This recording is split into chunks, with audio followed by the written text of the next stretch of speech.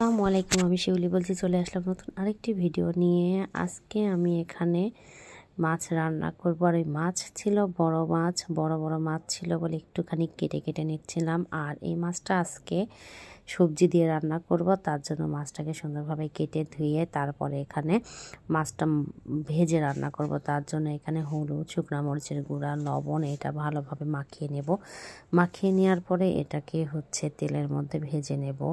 মাছটা তেলের মধ্যে ভাজার জন্য আগে তেল দিয়ে দিলাম, দিয়ে এটাকে ভালোভাবে ভেজে নিলাম। ভেজে নেওয়ার পরে এখানে একটু তেল দিলাম, তেলের মধ্যে পেঁয়াজ, তারপরে দেওয়ার পর আদা রসুন বাটা, তারপর শুকনো মরিচের গুঁড়া, হলুদের গুঁড়া, লবণ, জিরা, ধনিয়া গুঁড়া সব কিছু দিয়ে মশলাটাকে ভালোভাবে কষিয়ে নিলাম। কষার পরে আমি এখানে ফুলকপি দিয়ে দিলাম। ফুলকপি আর আলু দিয়ে এটাকে ভালোভাবে নাড়াচাড়া করে নিলাম। নাড়াচাড়া করে এটাকে ভালোভাবে একটু কষিয়ে নেব।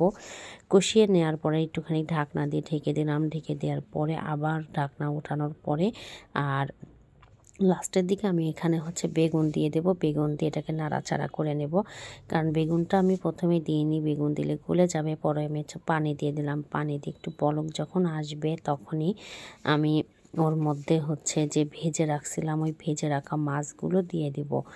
আর ভেজে রাখা মাছগুলো দিয়ে দিয়ে এটাকে বেশ কিছুক্ষণ নাড়াচাড়া হালকা একটু করে তারপর একটু ঢাকনা দিয়ে ঢেকে রেখে দিয়েছিলাম। ঢাকনা দিয়ে ঢেকে রাখার পরে আর যে মাছ ভাজার তেল ছিল সেই মাছ ভাজার তেলগুলো সব কিছু ওর মধ্যে দিয়ে দিলাম। দিয়ে এটাকে যখন দেখলাম যে হালকা হালকা ঝোল একটু কমে গিয়েছে, তখন আমি এর মধ্যে টমেটো, কাঁচামরিচ আরও দিয়ে দেবো। এগুলো দিয়ে দিয়ে এটাকে বেশ কিছুক্ষণ একটুখানি চুলা করে দেবো, কারণ টমেটোটা একটু হালকা না গললে কিন্তু ভালো লাগবে না। তার জন্য আমি এটাকে দিয়ে আবার বেশ কিছুক্ষণ অপেক্ষা করব। অপেক্ষা করার পরে যখন দেখবো যে ঝোলটা আরও একটু কমে যাবে, ঠিক তখনই আমি কিন্তু ধনিয়ার পাতা দিয়ে দেবো। তারপর ঢাকনা দিয়ে ঢেকে দিয়ে বেশ কিছুক্ষণ অপেক্ষা করার পর দেখি যে টমেটোগুলো গলে গিয়েছে। তারপরে এর মধ্যে ধনিয়া পাতা কুচি করে দিয়ে দিলাম। আর কুচি করা ধনিয়ার পাতা দেওয়ার পরে বেশিক্ষণ অপেক্ষা করব না, কারণ বেশি ধনিয়ার পাতা যখন তরকারির মধ্যে একদমই যখন গলে যায় তখন কিন্তু ভালো লাগে না। একটু হালকা হালকা থাকলে, পুরা ফ্লেভারটা থাকলে পারে খুবই ভালো লাগে। চারিদিকে নেড়ে দিলাম। চারিদিকে নাড়ার পরে সুন্দর করে সব দিকে দেওয়ার পরে একটা সুন্দর ফ্লেভার আসছিল। তারপরে ভাবলাম যে না, আর বেশিক্ষণ রাখা যাবে না। আর এটাকে প্রায় 1 মিনিট মতো আমি অপেক্ষা করলাম। অপেক্ষা করার পরেই দেখলাম যে হয়ে গেছে, একটা সুন্দর ঘ্রাণও চলে আসছিল। তারপরে নামিয়ে ফেলবো।